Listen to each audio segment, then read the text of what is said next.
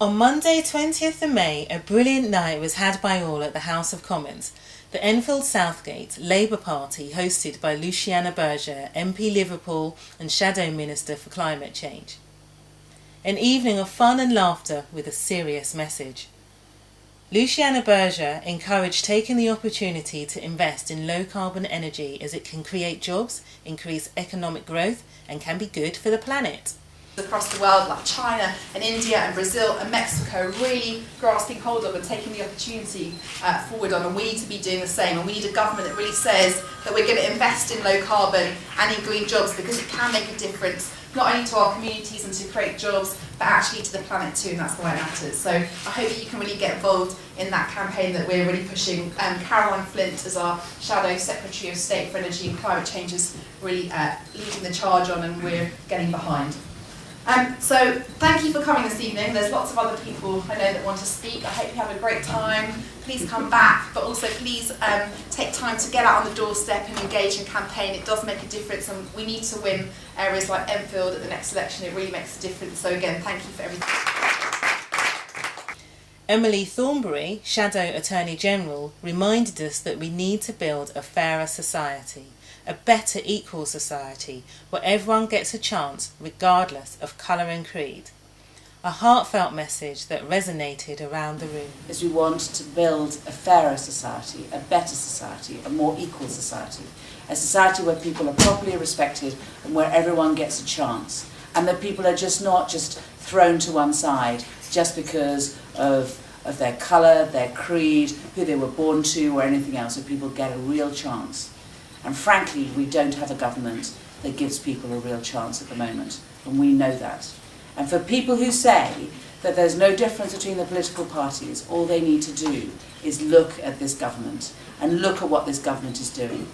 Let me give you an example, right? Like last week, okay? So last week we're debating the Queen's speech. The first thing, the Queen's speech is supposed to be the government's promise to the country in terms of what it is that the government is going to do to get us out of this mess, right? And so what does the government say in terms of a promise? Where's the plan B? What are they going to do in terms of jobs, in terms of growth, in terms of people finding it really difficult to make their wage packet last the whole of the week or the whole of the month? What are they going to be doing about prices and energy? What are they going to do about the cost of living? Zero. Zilch. They're doing nothing. The Queen might as well have stayed in bed, quite frankly, then come along and make a speech, giving a... What are they talking about? They're just talking about frisher around the edge. So when we have a debate in Parliament last week, on Monday, on our side, we're talking about the health service, and we're talking about social care. We're talking about how do you look after the elderly? What do we do about the amount it's going to cost? How are we going to pay for it? How do we make sure people are loved, you know, from cradle to grave? How do we make sure this happens? And what are the Conservatives discussing? They're discussing Europe. They're discussing the fact that they don't like each other anymore, and they all want to fight each other over Europe. So on Thursday, I think Luciana and I were both in the chamber again, and we were talking about growth, and we were talking about the economy, and we were saying, how do we offer hope to this country? How do we offer hope to our children? How can we say to our teenagers, you will get a job, you will have a future, there is hope, what do we do next? We were there discussing that, and what were the Tories discussing? They were discussing Europe, and they were discussing how they hated each other, and they offer nothing. And the point is, we have to make sure that when we're talking to people on the doorsteps, when we're spreading the word about Labour, we talk about what's really affecting people's lives, what really makes a difference. We cannot rely on the newspapers to do it, and we cannot rely on the TV. All we can rely on is us, is the conversations that we have.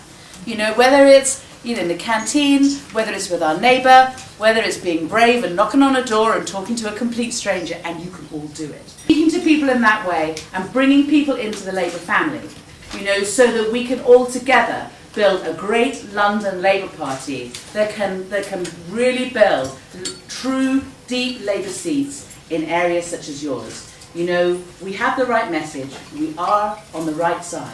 Please let's all work together for another Labour government in 2 years' time.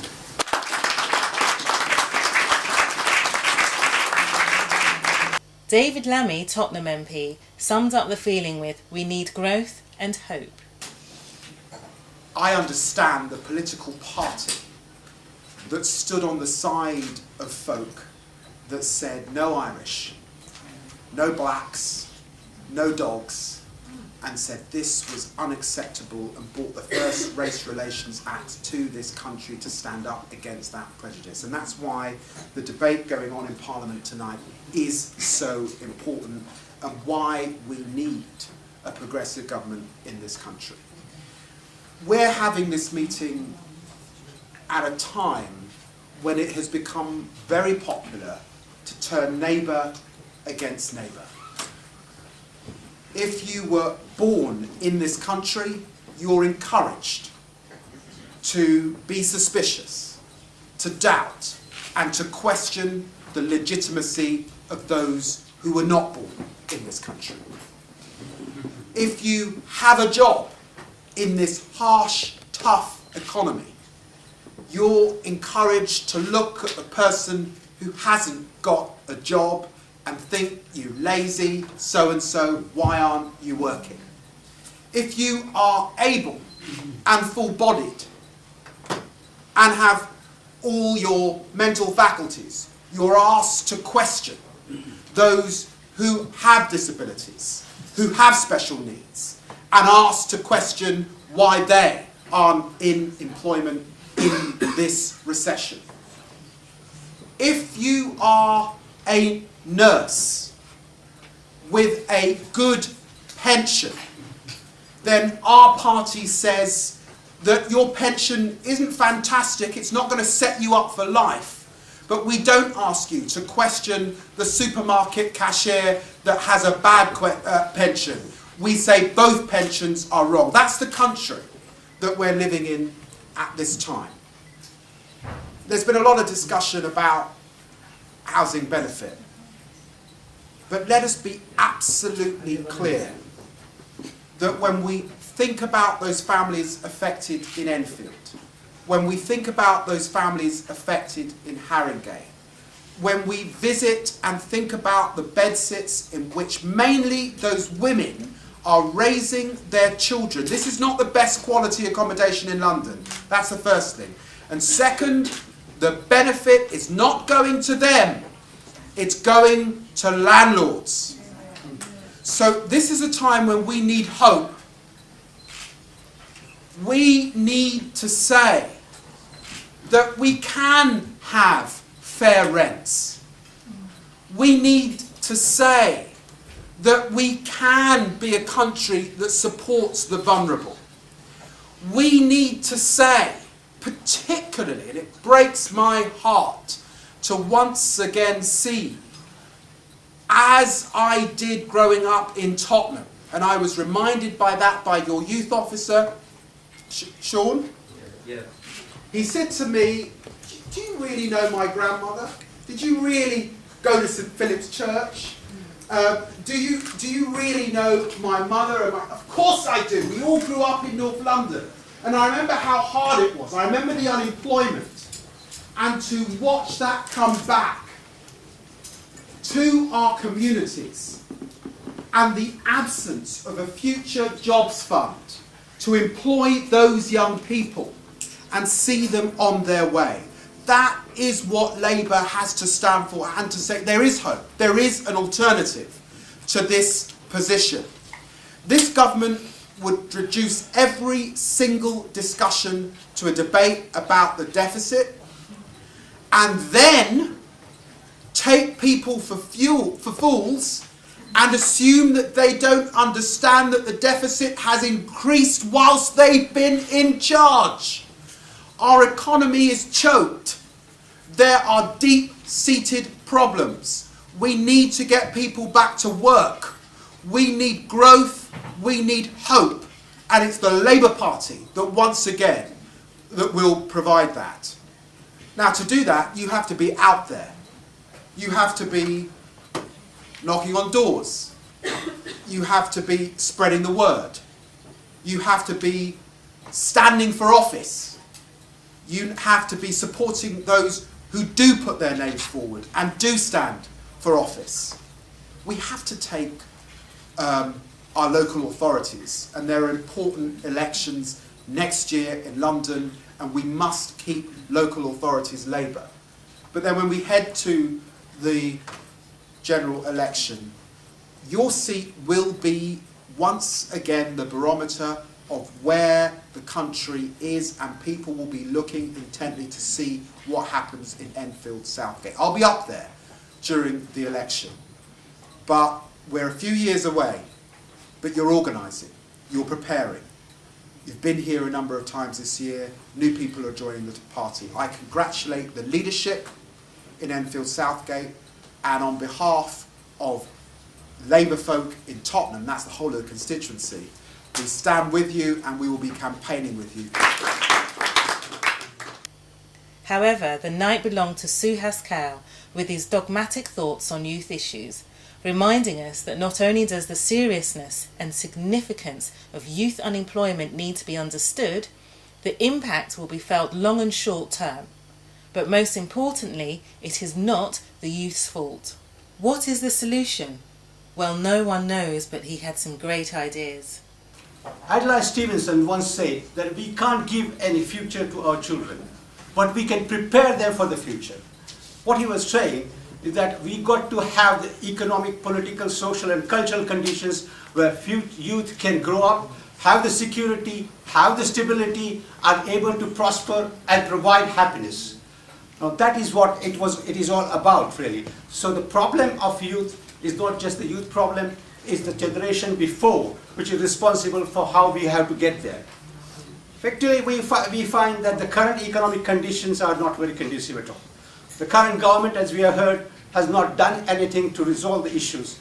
And what we really need to do is to find out is how these conditions, we live in a period of such uncertainty that all of us have difficulty in terms of doing a lot of things which we wanted to do. And these problems are passed on to the youth short term as well as long term.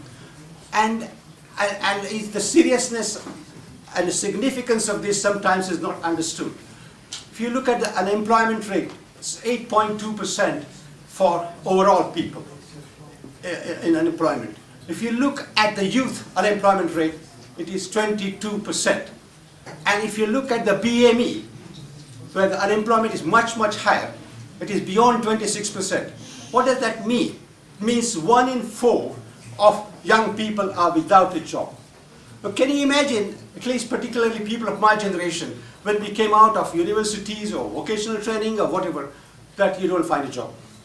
It's a shock. It's a mental, cultural shock to the system. And that's exactly what is happening at the moment.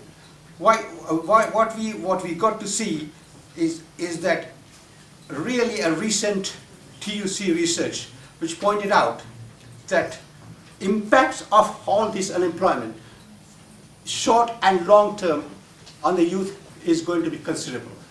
It's going to scare them, because even if a young person does get a job, he or she, after a certain number of years, is going to have that impact with them, is going to affect their career, is going to affect their chances.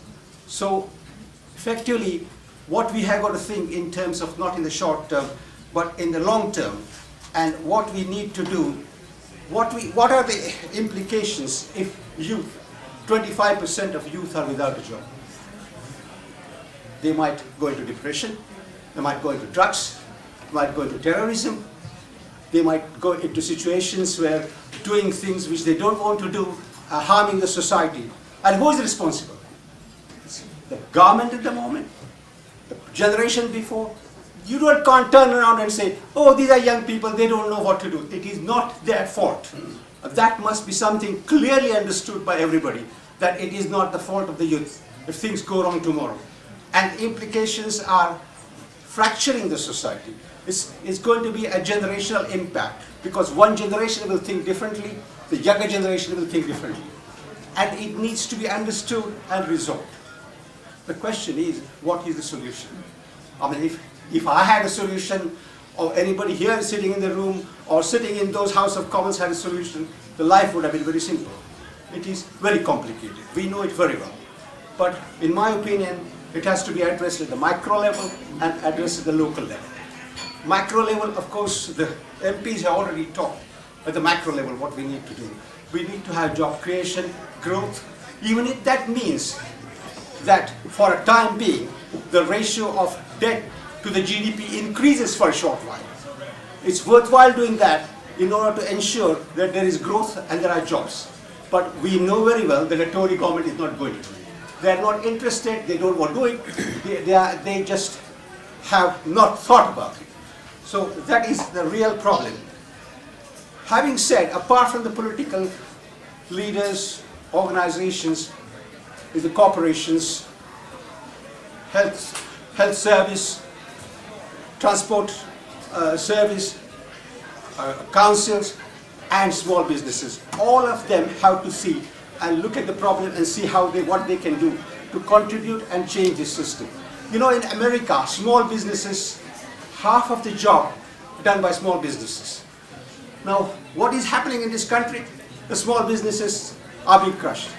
The bankers are not, despite all things, the bonuses, the money they are getting, they are not providing enough financial support for the small businesses to be able to employ people, to be able to train people. So effectively, let's look at what this government is doing. The current measures, startup loans, self-employment and training, they are not functioning at all. Corporations, they have, not only they're avoiding taxes, they have got millions stashed up in other countries. And in fact, on the meeting in the room next door, about 8 or 10 years ago, I organized a meeting on this issue with Stephen Twigg spoke, he was then the MP. So what we are finding, the corporations don't need tax breaks. They are given money because the Tory government's friends are running the big business. That is why they are given money. And that is what we need to try and see and address. What is also happening, that unpaid internships, this is cheap labor. What do they want? Okay, we employed them, we're doing something, they are not paying any money. That is the whole idea of what is happening now. Rashid Sadegh, Southgate BME representative, came with good news and left us with a poignant reminder. Minority groups have contributed to the success of every walk of life. Now, ethnic minority forums are launched on a daily basis up and down the country. But I feel that we have our unique selling point in Southgate, and we are going to do it very differently to be successful. Having worked in voluntary sector for quite a number of years and being a trustee of Enfield Racial Equality Council, I am too aware that unless we get the engagement with the voluntary sector and with the BME groups in our community right, I don't think it's going to work. So I think we have to get that dialogue to be positive, it needs to be responsive, it needs to be honest and open, and we need to receive them with open heart, and we need to listen to them with their problems and successes and share with them. So I think our unique selling point in Southgate Labour Party is going to be saying to our community members that we are on your side and we are going to listen to you. We have a duty, I believe, as Labour Party members, particularly Southgate Labour Party members, first of all to understand and then accept the fact that the minority groups have contributed to the success of every walk of life in this country. That goes without saying. So I believe that it's understanding first and then accepting we need to recognise the outcomes that minority communities have had a major impact in this process. Thank you, Rashid. On that note, it was time to network, reminisce and sip a glass of wine.